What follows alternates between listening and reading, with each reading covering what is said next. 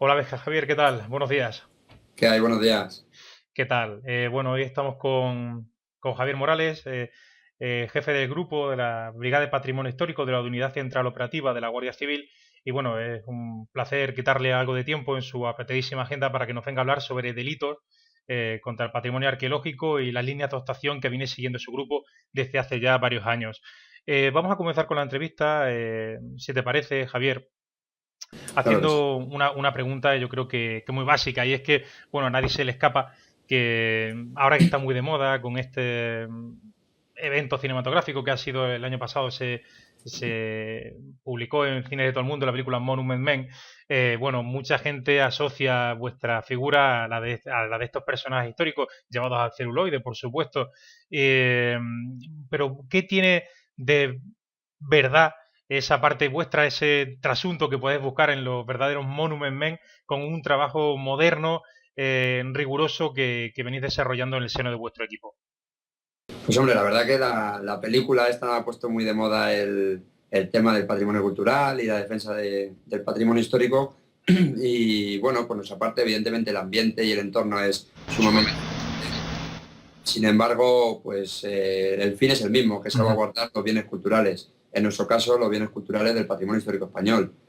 La UCO, la Unidad Central Operativa, la unidad de investigación que tiene la Guardia Civil centralizada, y dentro de esta unidad pues se encuentra el grupo de patrimonio histórico, que son pues los agentes que con carácter exclusivo nos dedicamos a la defensa de nuestro patrimonio histórico. Nuestra labor, básicamente, la de investigar los delitos que ocurren en este ámbito, pero también hay otros campos, como puede ser la difusión Ujú. de la importancia, la educación y una serie de factores que ayudan a esa protección integral que pretende la Guardia Civil. Sí, más adelante hablaremos también sobre educación, es un plano que nos interesa tocar. Más allá de eso, ¿qué nos podrías contar sobre las fases en las que se divide en vuestro trabajo cuando comenzáis un operativo, cuando también comenzáis esas pesquisas en aras de investigar cualquier delito que se pueda dar contra el patrimonio histórico o arqueológico? Hemos hablado también del artístico y, ojo, también bibliográfico. ¿Y qué métodos, hasta donde se pueda contar, qué métodos de trabajo venís desarrollando? Básicamente nuestra labor es una labor de investigación y siempre ante este tipo de preguntas yo respondo lo mismo, ¿no? Porque hay veces que la gente te pregunta, oye, ¿y sois expertos en arte? ¿Sois expertos en...? Pues la verdad que somos expertos en investigar como cualquier otro delito de patrimonio, de patrimonio normal, considerando el patrimonio histórico pues que tiene algunas cosas específicas o algunos puntos que sí que hay que tener en cuenta. Entonces, nuestra labor básicamente se divide, yo la suelo dividir en tres partes. Una primera labor de análisis y de determinar si existe o no existe un delito y de ver quiénes pueden ser los posibles autores de estos delitos. Después vendría la fase de desarrollo de la investigación, que son todas las labores pues, que se pueda uno imaginar para esclarecer las circunstancias en que ocurren estos delitos, pues desde los controles de actividades, los medios técnicos que se dispongan, las herramientas legales que nos permitan pues, bueno, llegar a la tercera fase, que sería la fase de explotación, le llamamos nosotros por llamarle de algún modo, que no viene a ser otra que bueno, aclarar las circunstancias del delito con los detenidos o imputados y recuperar todos los efectos que podamos, que nuestra misión principal en Patrimonio Histórico Español, la Ujú. misión principal es recuperar los efectos, no hacer un número elevado de detenidos. Y finalmente, pues aportar al juez los indicios de delito que podamos. Y luego volver a empezar. A raíz de una operación se vuelve a hacer esa fase de análisis y volvemos a tener una serie de datos para poder llevar a cabo otras. La verdad es que vuestra minuciosidad a la hora de trabajar, los que hemos podido colaborar con vosotros, pues nos pasma, ¿no? Esa imagen del investigador caótico y demás dista mucho de vuestros métodos de trabajo. Además, nos consta que tenéis una especial sensibilidad hacia aquellas personas que, bueno, en la medida de lo posible y dependiendo de la categoría del delito, pues bueno, soléis mostrar también incluso comprensión. Javier, ya centrándonos en los casos de spoiler arqueológico, que en última instancia es lo que nos mueve a realizarte hoy estas entrevistas, ¿qué nos podías explicar sobre las redes de tráfico de bienes arqueológicos? ¿Cómo operan estas complejas ingenierías delictivas? Nosotros muchas veces, nos consta que vosotros también proponéis un símil para explicar cómo se desarrollan estas redes, estas mafias, verdaderas mafias, de tráfico internacional de bienes y objetos arqueológicos.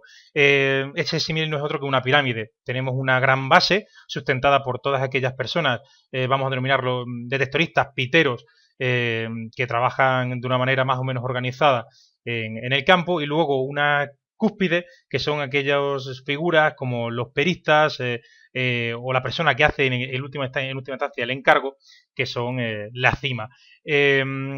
Háblanos un poco de todas esas figuras, las que componen cada segmento de esa pirámide y el rol de que juega cada uno. Pues básicamente la verdad que está bastante bien definido, o por lo menos es bastante similar a la manera que tenemos nosotros de considerar el tráfico ilícito de bienes culturales. Hay una primera base, hablando de arqueología, pues que serían esos piteros, los que cometen físicamente el expolio, los que son autores materiales de derecho delictivo, los que sacan de la tierra los bienes arqueológicos.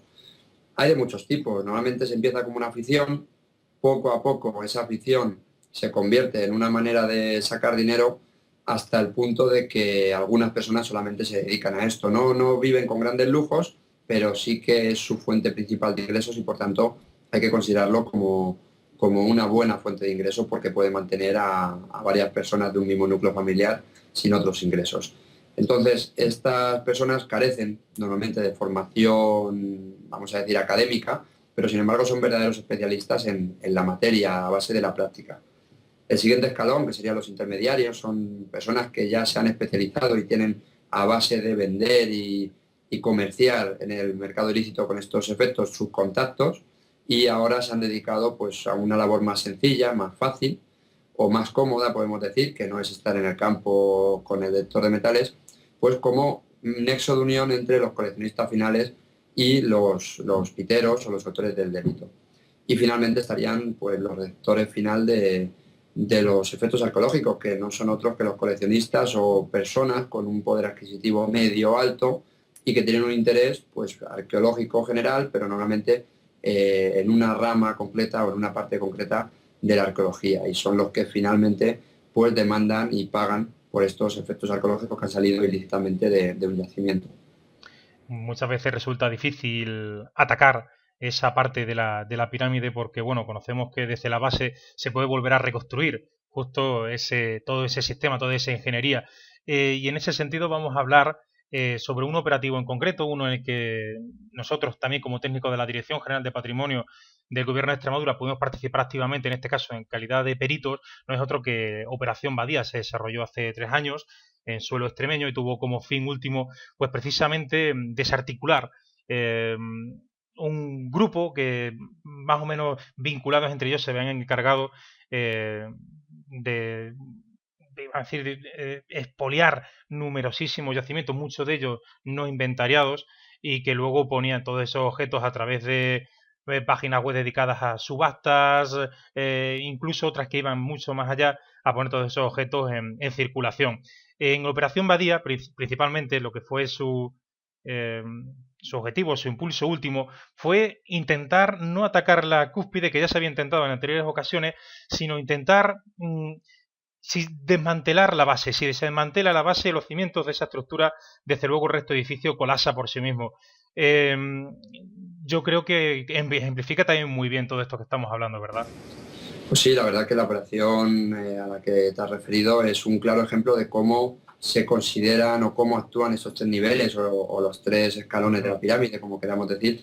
Y la verdad que, por hacer un símil, si se corta el grifo de agua no se inunda el cuarto, ¿no? Es decir, si conseguimos atacar a la base de la pirámide, a los piteros, a los expoliadores, atacar a lo mejor es un término muy Sí, agresivo. quizás sí, quizás sí, para no, eso es para no levantar Estas, susceptibilidades. estas Eso es, actividades, pues si conseguimos, vamos a decir, aplacar o que no haya eso es.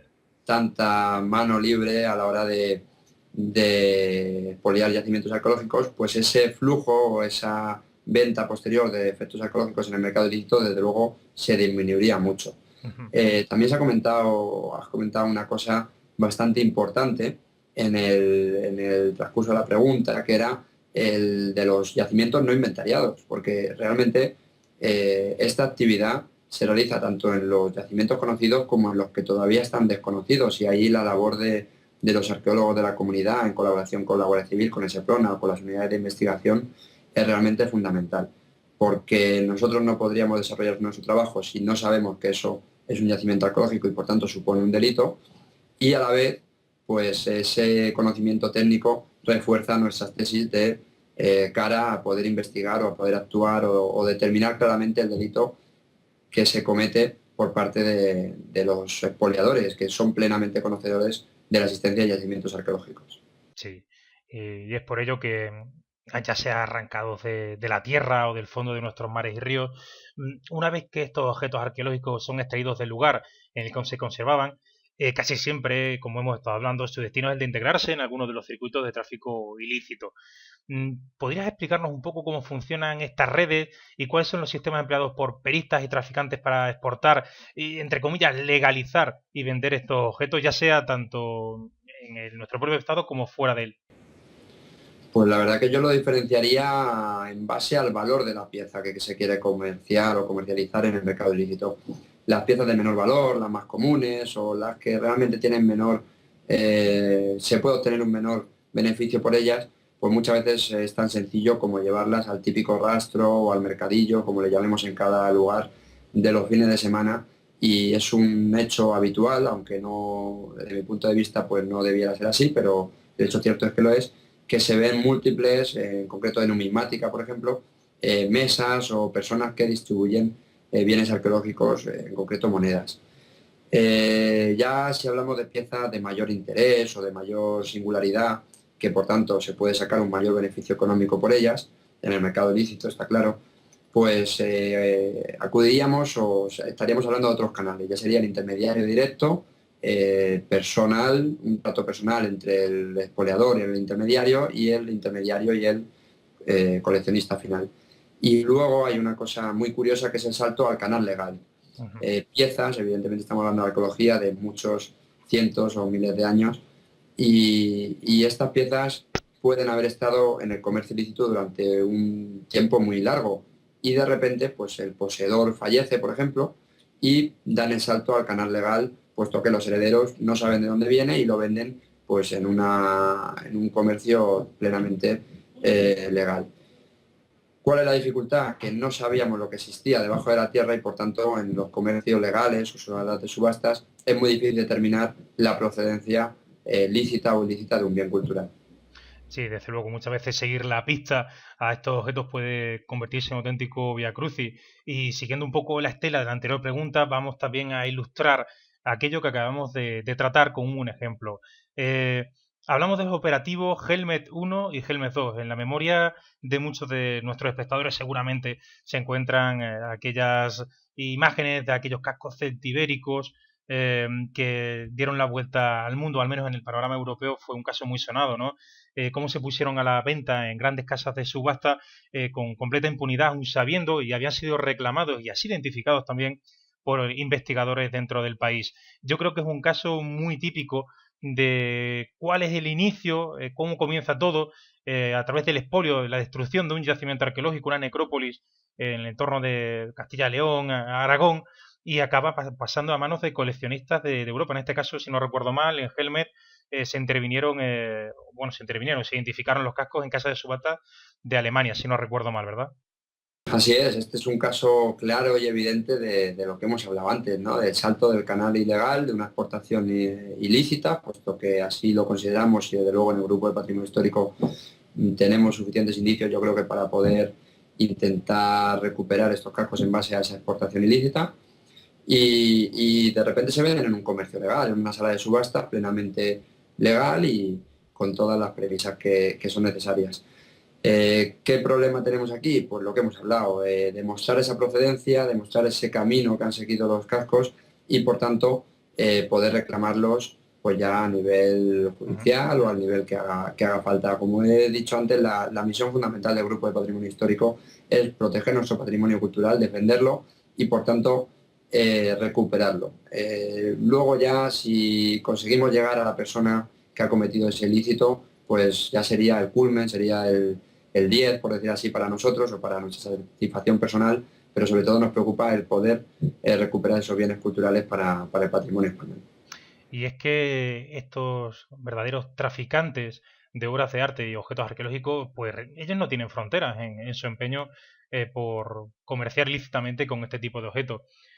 Vosotros, claro que también, del mismo modo, los agentes que os encargáis de perseguir todos estos delitos, pues tenéis la capacidad de actuación arrogada de actuar en otras jurisdicciones internacionales, eso sí, en colaboración con las autoridades de otros países.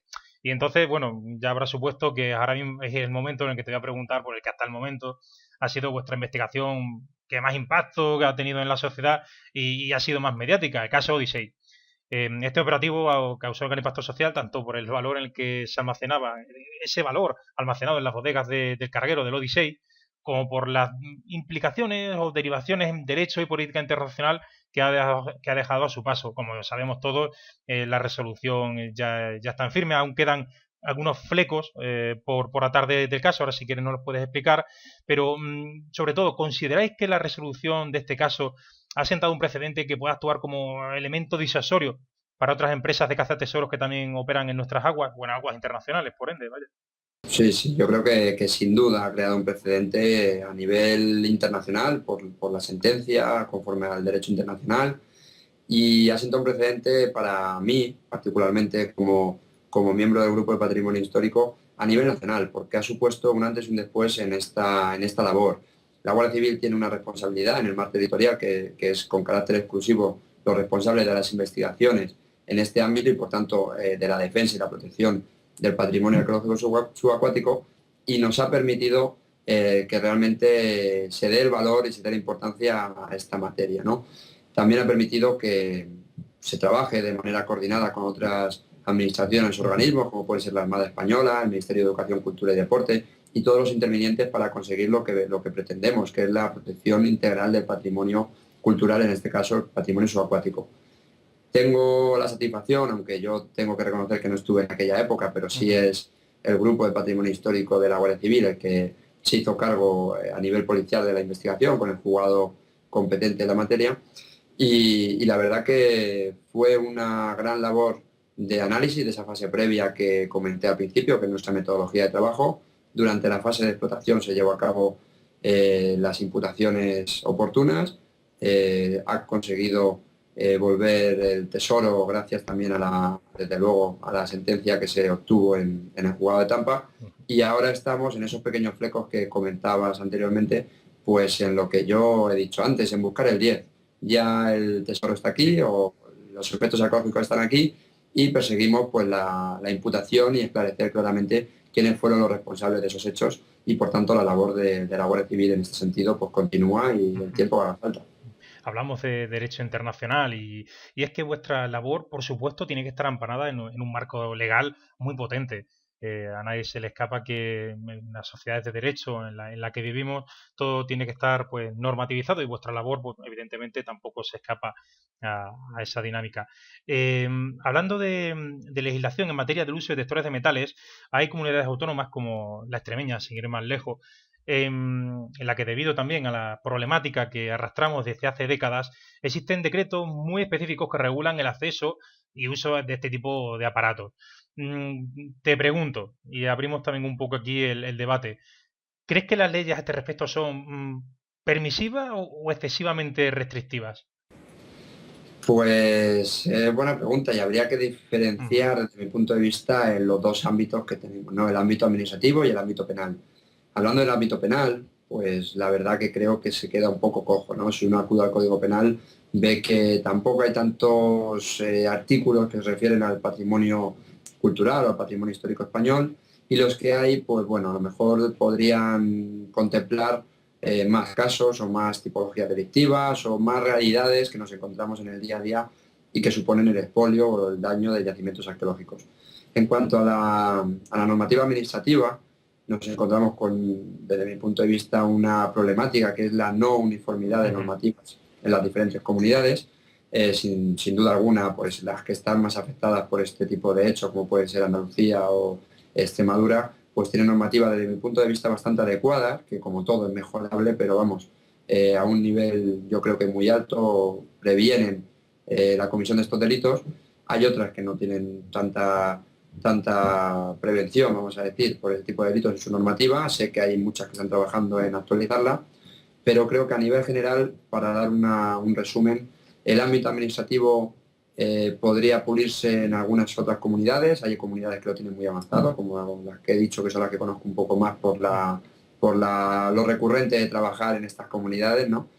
Y el ámbito penal yo creo que se podría mejorar sensiblemente, pero bueno, todo evidentemente lleva sus cauces y lleva tiempo, y sé que hay diferentes instituciones trabajando pues en propuestas o proyectos para modificar estos aspectos. Eso, entonces estamos de acuerdo que sí que quizá deberían actualizarse de cara a recoger todas esas problemáticas casuísticas que tú citabas, más modernas, acordes a los tiempos de los que vivimos hoy, en pro de garantizar un cumplimiento más generalizado.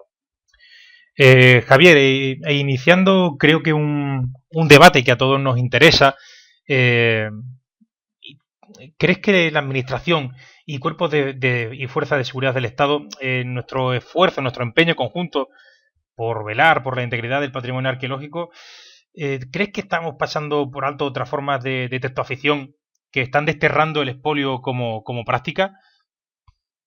Pues la verdad que creo que no todo es bueno o es malo, ¿no? Me explico. No todos los derechos aficionados tienen por qué expoliar o tienen que causar daños a los yacimientos arqueológicos.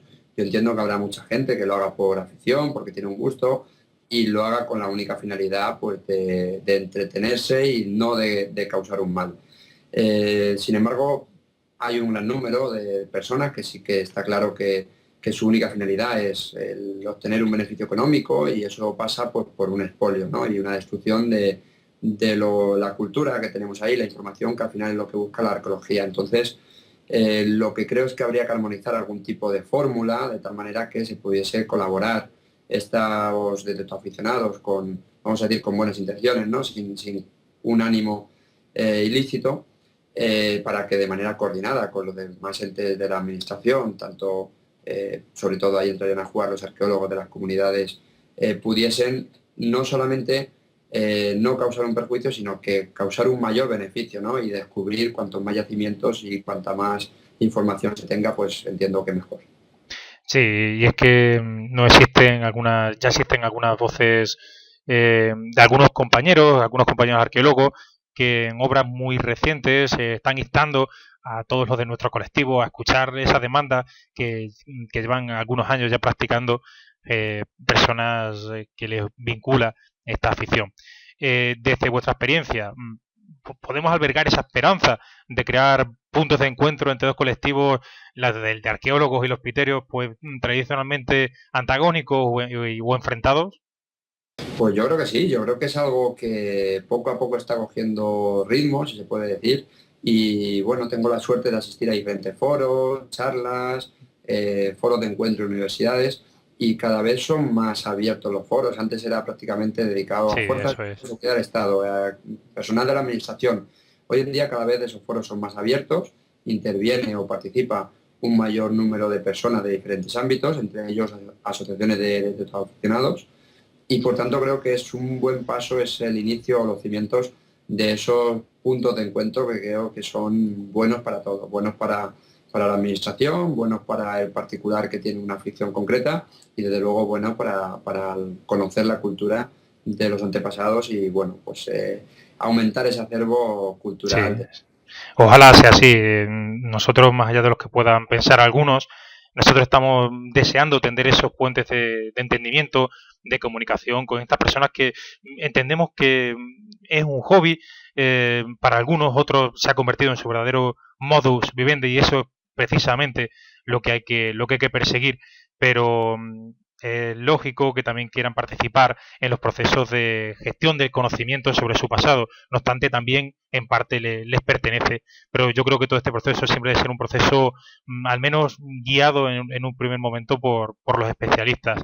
Y ya llegando al final, porque son temas muy interesantes y un tema que puede estar abierto, como reflexión final, más allá de la acción punitiva, es muy posible, y creo que es así, que estés de acuerdo conmigo, con que la educación patrimonial, esa que se desarrolla en las aulas de los coles, de los institutos, de los museos u en otras instituciones, pues sea el arma más efectiva para luchar contra aquellos que quieren hacer, que hacer de uno solo lo que es legado y memoria de todos. Pues yo creo que vamos, que no podemos estar más de acuerdo. Es algo evidente que sancionar o esa acción punitiva no lleva más o no aporta mucho más bueno, pues saber que algo está mal y intentar no volver a repetirlo, ¿no? Pero si de primeras sabemos que está mal y con una conciencia interna se consigue saber que, bueno, pues el patrimonio cultural es para conservarlo, para aprender de él y no para destruirlo o utilizarlo de una manera pues con ánimo de lucro, se llegará y se avanzará mucho más. Desde luego, la Guardia Civil en ese sentido siempre lo pone ahí en estos planes, en concreto el plan integral, el plan que tenemos para proteger nuestro patrimonio histórico. Desde hace ya 3 años se viene llevando una fuerte iniciativa y siempre se hace esa pequeña mención a la educación, foros de encuentro y se ha fomentado mucho pues, la participación en este tipo de actos o de eventos para llegar a esa conciencia y a esa educación de la ciudadanía, empezando pues, por los niños, que son los que más absorben estos conocimientos, pero también con los mayores, ¿no? Que son los que a día de hoy pues llevan a cabo estos hechos y estos daños a los yacimientos arqueológicos, pues intentar explicarles el por qué no se debe hacer, no solamente sancionarles o reprimir esas conductas con la normativa. Bien, pues con el ánimo y el deseo futuro de que esta situación pueda cambiar, revertir, en este caso hacia la sociedad de una manera muy positiva, que todos podamos apreciar el patrimonio como algo nuestro, algo disfrutable, y que en el que vosotros también estéis jugando un papel importante. Javier, nos vamos a despedir. Por supuesto, mandaros un gran saludo a todas las personas que conocemos dentro del grupo y nada, un placer contar con tu testimonio. Un placer que contéis con nosotros y todas las veces que haga falta o que sea necesario. Un saludo. Un saludo, Javier.